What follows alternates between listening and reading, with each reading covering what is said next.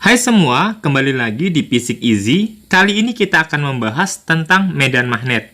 Ini adalah video part 1 dari bab medan magnet. Pada part 1 ini kita akan bahas percobaan Oersted dan induksi magnet pada kawat lurus.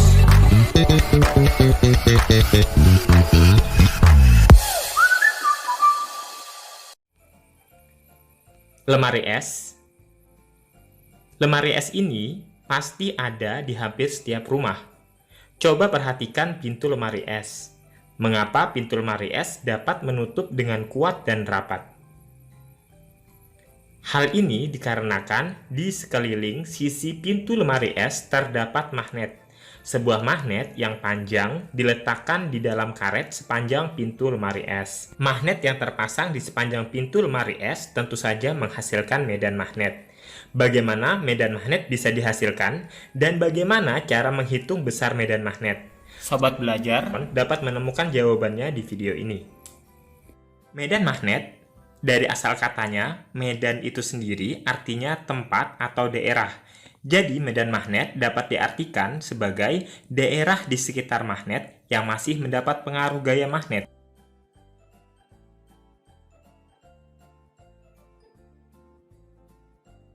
Medan magnet dapat dihasilkan dari dua cara. Yang pertama, dengan menggunakan magnet. Caranya dengan menggosok magnet ke logam tertentu.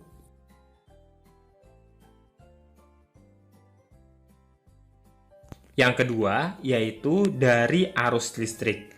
Nah, medan magnet yang dihasilkan dari arus listrik kita sebut sebagai induksi magnet. Medan magnet merupakan besaran vektor, karena selain memiliki nilai, juga memiliki arah.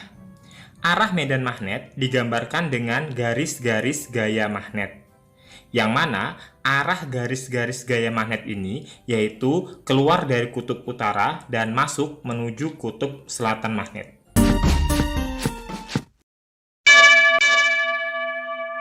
Oh. Hah?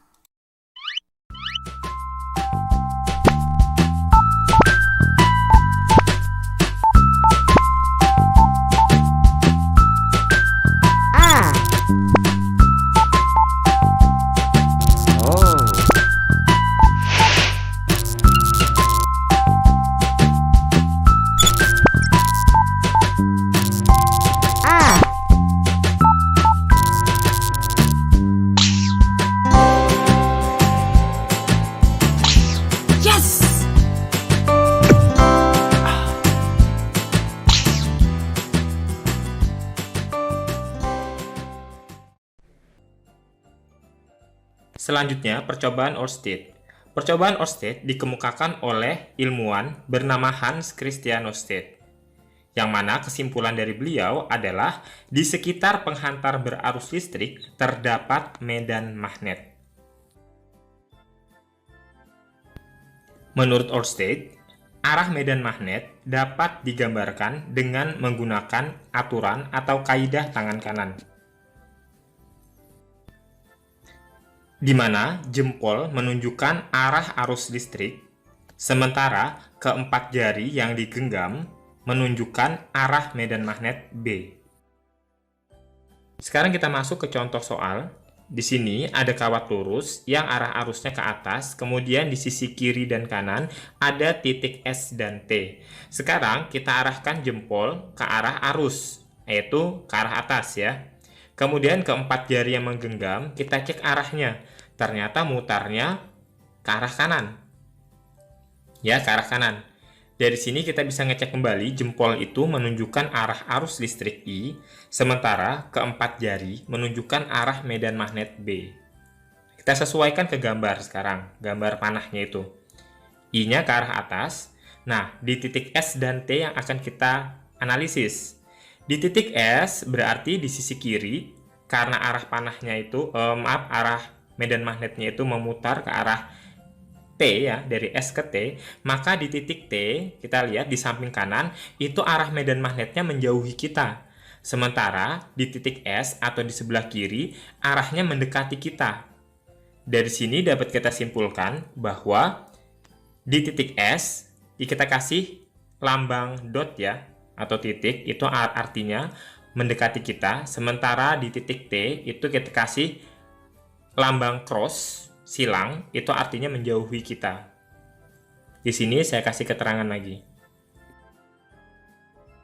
Mendekati kita, atau bisa juga kita sebut dengan keluar dari bidang kertas atau bidang gambar. Sementara kalau tanda cross itu menjauhi kita artinya. Menjauhi kita bisa juga kita sebut sebagai masuk ke bidang kertas. Sekarang contoh kedua, gambarnya kita ubah ya. Sekarang arah panahnya atau arah arusnya ke arah kiri. Titik S ada di atas dan titik T ada di bawah. Maka tinggal kita arahkan jempol menuju ke arah kiri. Dari sini kita bisa menganalisis di titik S dan di titik T. Kita lihat arah keempat jari itu memutar dari bawah ke atas ya. Tuh, dari bawah ke atas. Lihat arah panasnya. Kalian bisa coba di rumah ya, menggunakan tangan kanan. Dari sini kita bisa melihat bahwa arusnya itu, medan magnetnya itu mengalir dari T ke S ya arahnya, seperti ini. Berarti di titik T itu mendekati kita, sementara di titik S menjauhi kita. Kalau kita perhatikan baik-baik keempat jari kita seperti itu ya, ketika berada di bawah genggaman, itu ke arah kita kan. Ketika di atas genggaman, itu menjauhi kita. Maka tinggal kita kasih keterangan aja. Di titik T, kita kasih keterangan dot, sementara di titik S, kita kasih keterangan cross. Artinya, masuk bidang kertas atau bidang gambar.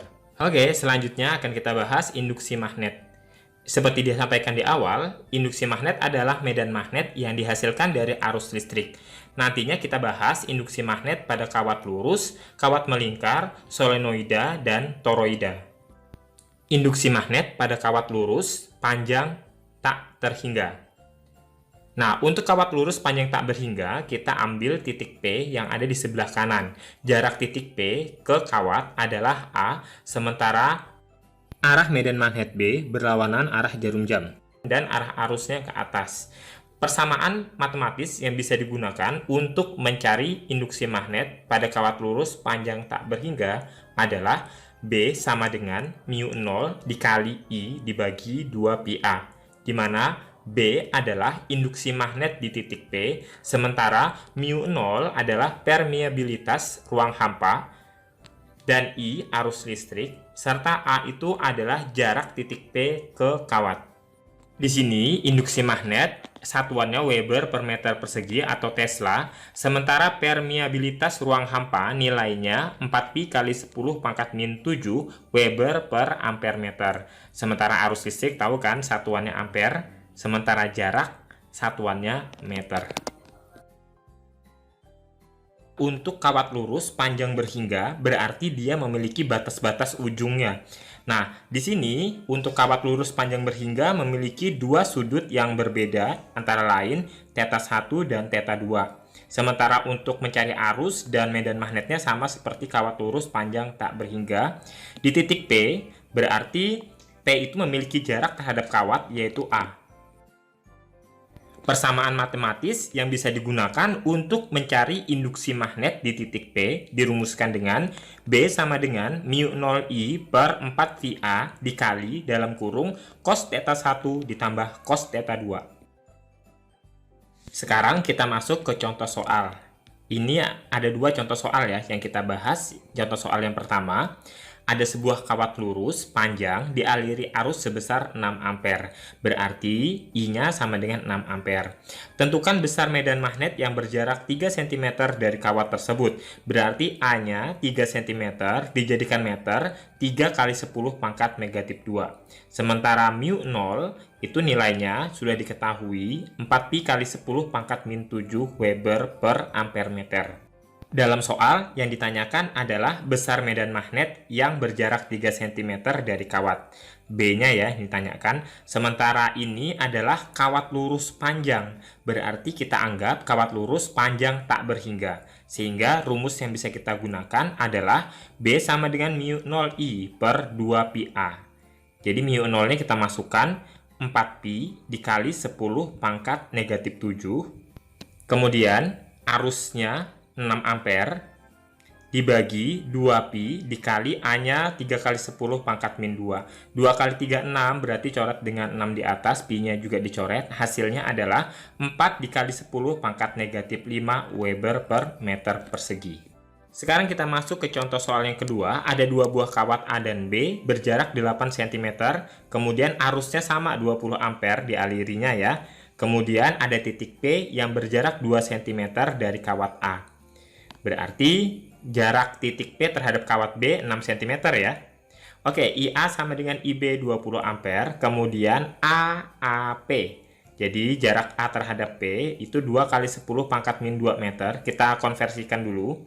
Kemudian ABP 6 kali 10 pangkat min 2 meter. Tadi sudah disampaikan. Kemudian dari sini kita ingin mencari medan magnet di antar akibat kedua kawat di titik A. Berarti di sini kita tentukan arahnya dulu. Karena arusnya ke atas, berarti arah medan magnet di kawat A itu seperti ini dan di kawat B sama. Nah, yang kita jadikan acuan di sini adalah titik P. Jadi kita analisis medan magnet di titik P. Jadi BP karena arahnya itu di titik P berlawanan ya, maka BP sama dengan BA dikurang BB. Ini BB maksudnya. Kemudian kita cek di A untuk kawat A, yaitu arah medan magnetnya menjauhi kita, sementara untuk titik P terhadap kawat B itu mendekati kita.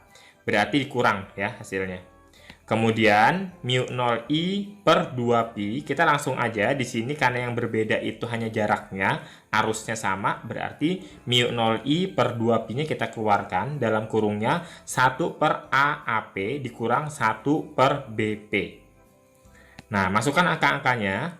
Mu 0-nya 4pi kali 10 pangkat min 7, arusnya sama 20 ampere dibagi 2pi. Kemudian 1 per AAP-nya 2 kali 10 pangkat min 2 dan ABP-nya 6 kali 10 pangkat min 2. Oke, 2pi-nya bisa dicoret, sisa 2. 2 kali 20, 40. Kemudian 10 pangkat min 2 yang di dalam kurung ini semuanya bisa dinaikkan ke atas dan dikeluarkan. Berarti nanti tinggal dikurangkan dengan 10 pangkat positif 2 ya. Karena kalau naik ke atas pangkatnya itu berubah, kalau negatif jadi positif. Sisa setengah dikurang 1/6. Jadi 4 kali 10 pangkat min 4, setengah dikurang 1/6 itu 1/3 ya. Jadi jawabannya 4/3 atau 1,3 kali 10 pangkat min 4 Tesla. Sampai di sini video pembelajaran tentang medan magnet bagian pertama. Semoga bermanfaat. See you next video.